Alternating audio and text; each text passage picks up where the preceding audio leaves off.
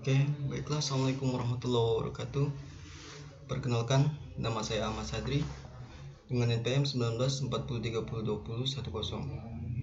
Jadi di sini saya akan menjelaskan tentang logika Fuzzy serta penerapan dasarnya. Jadi logika Fuzzy itu pertama kali dikembangkan oleh Lotfi Ahzadeh pada tahun 1965. Dan Fuzzy itu sendiri memiliki arti kabur atau samar.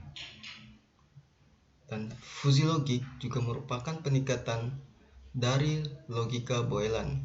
Jadi ini peningkatan dari logika Boylan yang berhadapan dengan konsep kebenaran sebagian. Bisa juga disebut sebagai fuzziness atau logika fuzzy. Dan teori ini dapat diterapkan ke dalam beberapa bidang, antara lain mempresentasikan pikiran manusia ke dalam suatu sistem. Dan ini merupakan contoh sederhana dari logika Fuzzy itu sendiri, yaitu menyatakan tinggi badan seseorang yang memiliki sifat relatif. Yang kita ketahui, tinggi badan seseorang itu kan berbeda. Jadi kita tidak dapat menentukan yang mana benar-benar tinggi, yang mana rendah. Nah, jadi disinilah logika Fuzzy itu berfungsi. Nah, dapat kita lihat gambar sini. Dapat kita lihat ada 5 orang dengan tinggi yang berbeda-beda. Dan dari gambar ini kita dapat mengetahui yang mana yang tinggi, yang mana yang rendah. Nah, ini dia yang seperti saya bilang tadi. Dari gambar di slide sebelumnya dapat kita tentukan nilai Fuzzy-nya. Dengan kata lain, samarnya atau kaburnya dapat kita tentukan sebagai berikut. Yang pertama, pendek, agak pendek, tinggi, agak tinggi, sangat tinggi. Nah, dapat kita lihat yang mana sangat pendek,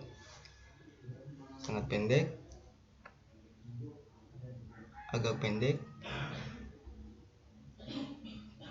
tinggi, agak tinggi, dan yang tengah ini merupakan yang sangat tingginya. Dan fuzzy logik dapat dilihat dari tidak meratanya tinggi seseorang tersebut yang dijadikan patokan, sehingga dapat dikatakan kabur atau fuzzy.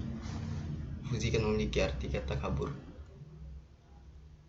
Ini dapat kita lihat patokannya, yang mana tinggi, yang mana rendah.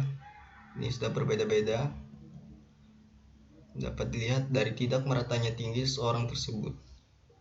Nah, jadi ketika tidak meratanya tinggi seseorang tersebut, kita dapat jadikan patokan sehingga dapat dikatakan kabur. Nah, kita masuk ke derajat keanggotaan. Di dalam derajat keanggotaan ini mempunyai arti seberapa besar pengaruh anggota suatu fuzzy ke dalam sistem fuzzy. Derajat keanggotaan mewakili nilai dari 1 sampai dengan 0 atau dari 0 sampai dengan 1 ya.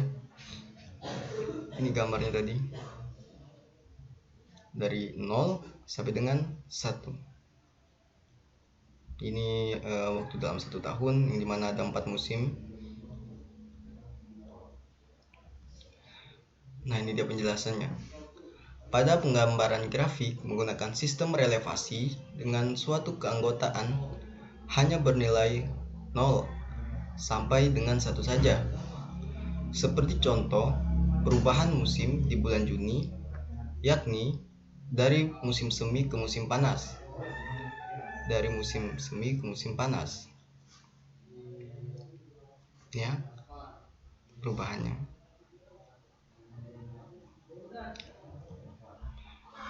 Yaitu bernilai 0 sampai dengan 1 saja. dari musim semi ke musim panas. Jadi dia tidak ada 0,5 atau gimana.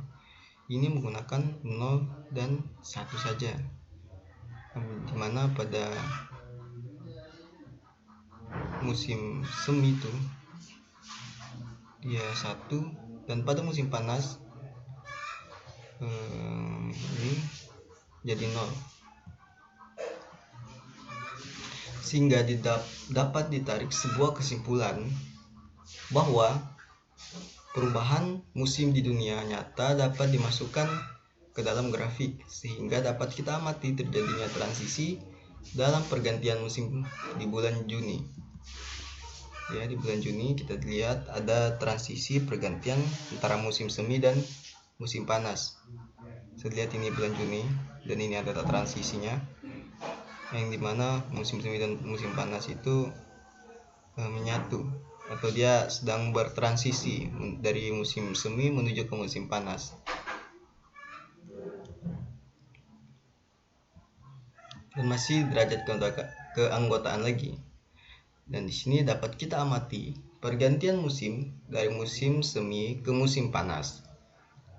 Musim panas ke musim gugur ke musim dingin itu terdapat transisi. Hal ini dapat dilihat dari keanggotaannya, yakni 1 atau 0. Dapat kita lihat di sini musim semi dan di sini musim panas. Ini bulan Maret dan ini bulan Juni. Maret, April, Mei, Juni. Ada 4 bulan dari mulai semi ke musim panas. Dan di antara 4 bulan itu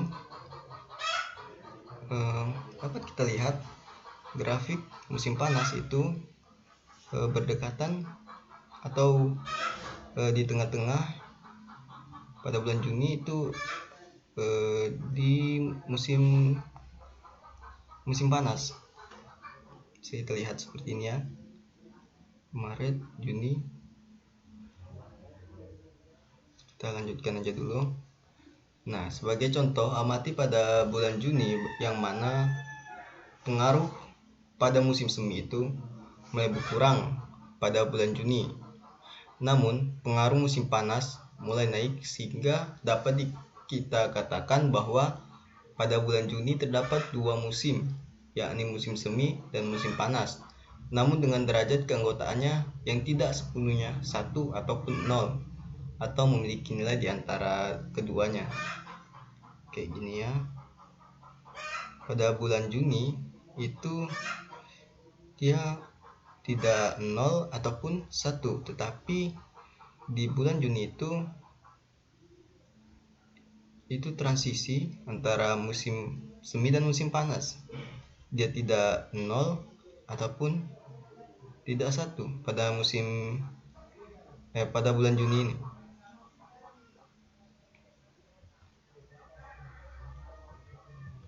Nah, namun pada bulan Agustus dapat dilihat sesuai grafik bahwa sepenuhnya adalah musim panas karena sesuai dengan derajat keanggotaannya yang bernilai 1 dan 0 atau bukan di antara 1 atau 0.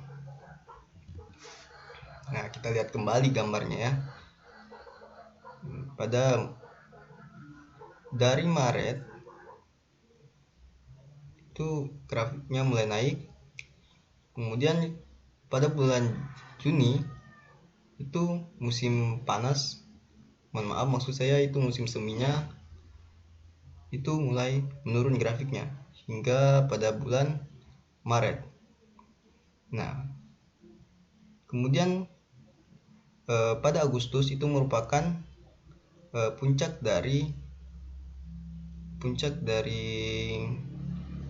musim panas itu sendiri.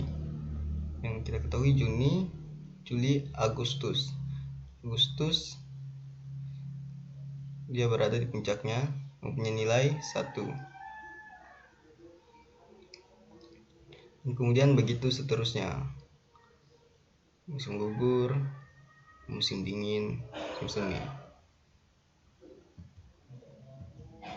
Demikian juga dengan pergantian musim lainnya yang dapat dilihat atau kita amati bahwa setiap perubahan musim terjadi pergantian atau transisi yang derajat keanggotaannya berbeda-beda. Jadi setiap musim terjadi transisi dan derajat keanggotaannya itu berbeda-beda. Seperti ini, spring dia 1, kemudian dia 0,5, kemudian 0, hingga kembali ke Maret, dan selanjutnya diteruskan seperti itu terus menerus. Seperti ini grafiknya ya. Ini dalam 1 tahun. Nah, selanjutnya ada yang dinamakan fusi dan ada juga yang dinamakan dengan non-fusi. Jadi fusi itu terbagi menjadi 2, yaitu non-fusi dan fusi.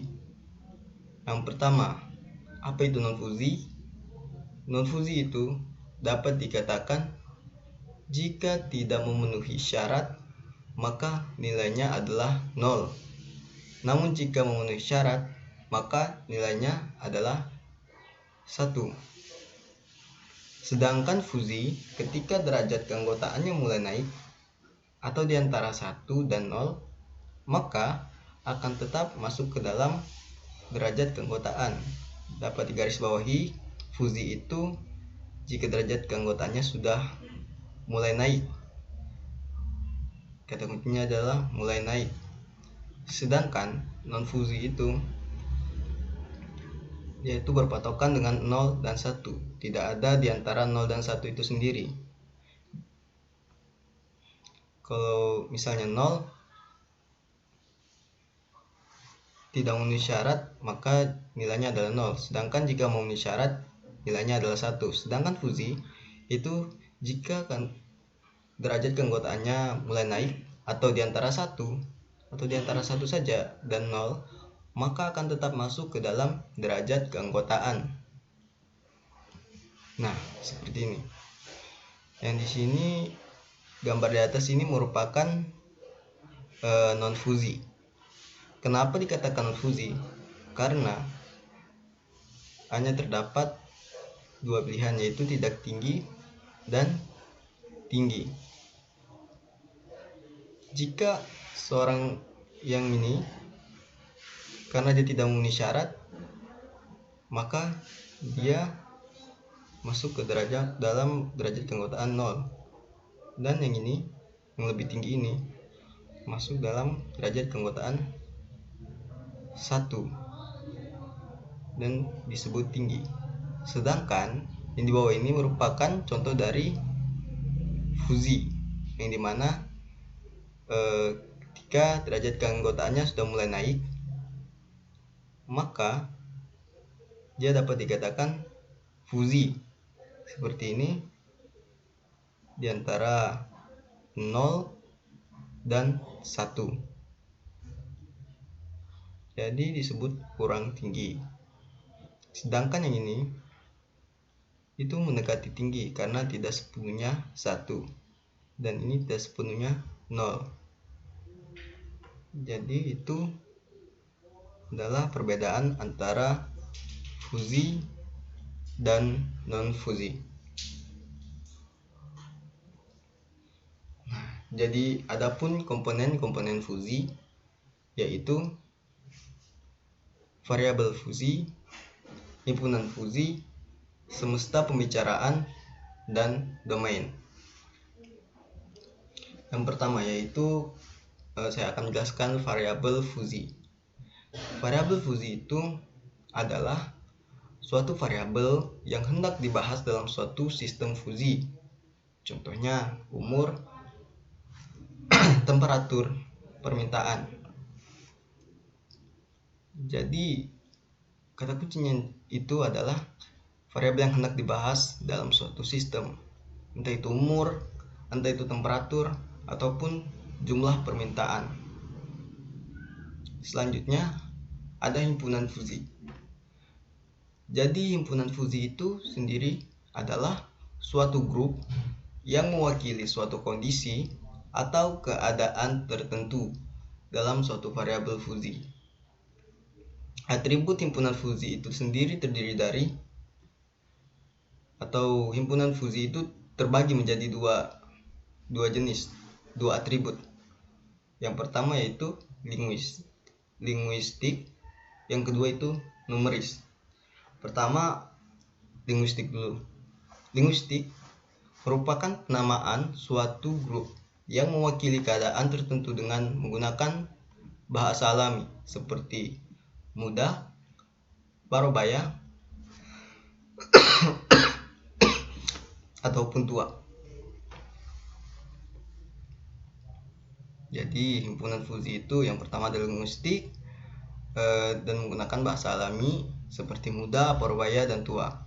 Dan kemudian numeris, yaitu suatu nilai atau angka yang menunjukkan ukuran dari suatu variabel seperti 40, 25, dan 50. Atau bisa juga dengan menggunakan angka lainnya. Begitu juga dengan linguistik, bisa juga menggunakan bahasa alami lainnya untuk mewakili himpunan fuzzy tersebut. Jadi numeris itu adalah suatu angka atau suatu nilai yang menunjukkan ukuran dari suatu variabel. Nah, jadi itu pengertian dari numeris.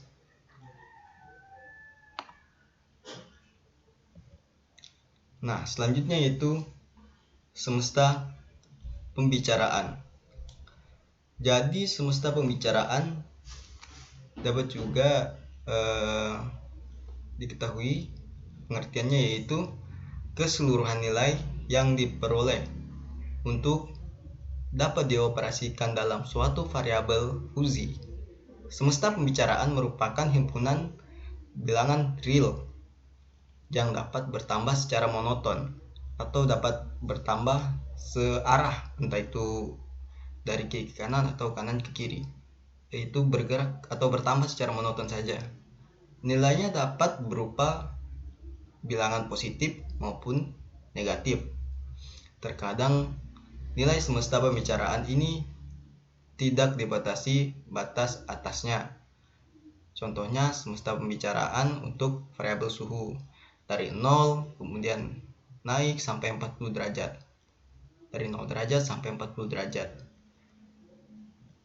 Adapun yang contohnya tidak dibatasi adalah usia tua dari 60 sampai tak terhingga, karena kita tidak tahu berapa batas usia tua.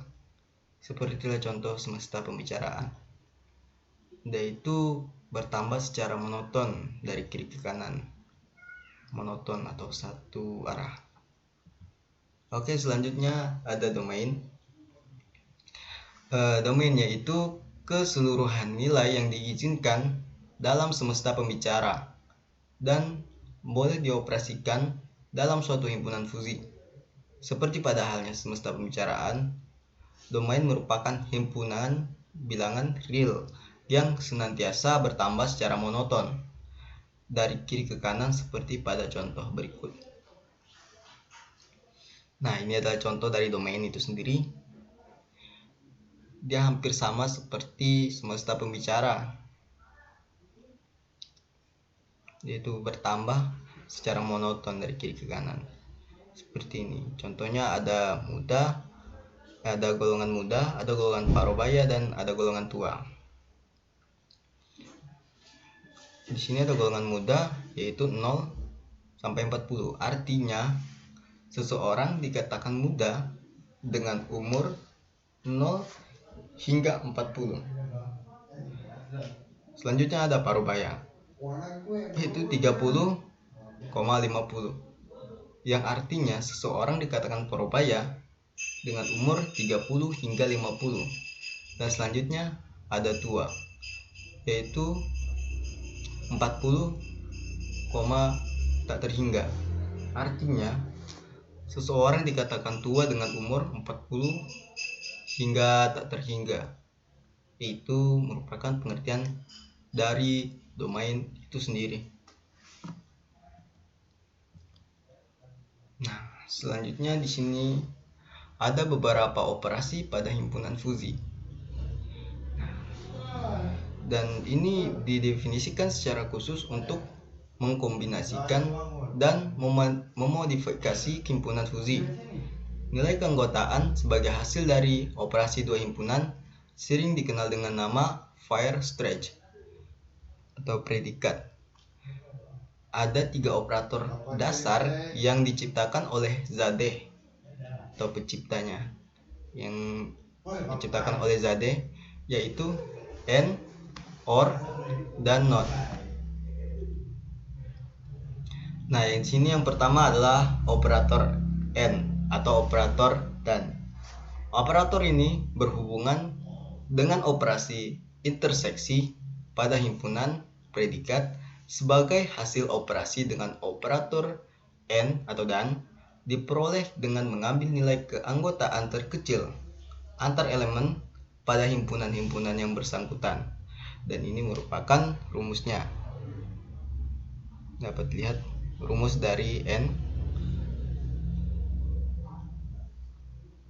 Dan selanjutnya yaitu operator OR atau disebut juga dengan operator atau. Nah, jadi operator ini berhubungan dengan operasi union pada himpunan predikat sebagai hasil operasi dengan operator OR diperoleh dengan mengambil nilai keanggotaan terbesar antar elemen pada himpunan-himpunan yang bersangkutan. Jadi di sini mengambil nilai keanggotaan terbesar atau yang paling besar dari elemen-elemen anggotaannya pada himpunan-himpunan yang bersangkutan.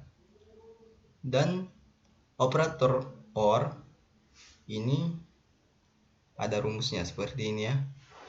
Rumus dari operator OR. Dan yang terakhir ada NOT atau operator NOT. Tidak.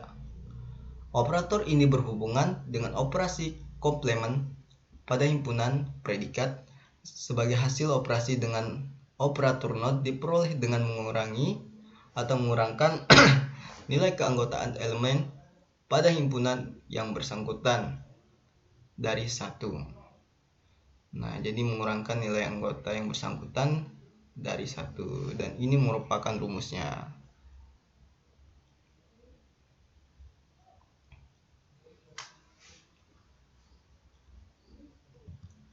Oke, mungkin itu saja yang dapat saya sampaikan dalam presentasi logika fuzi dan contoh penerapannya. Dan kurang lebihnya saya mohon maaf.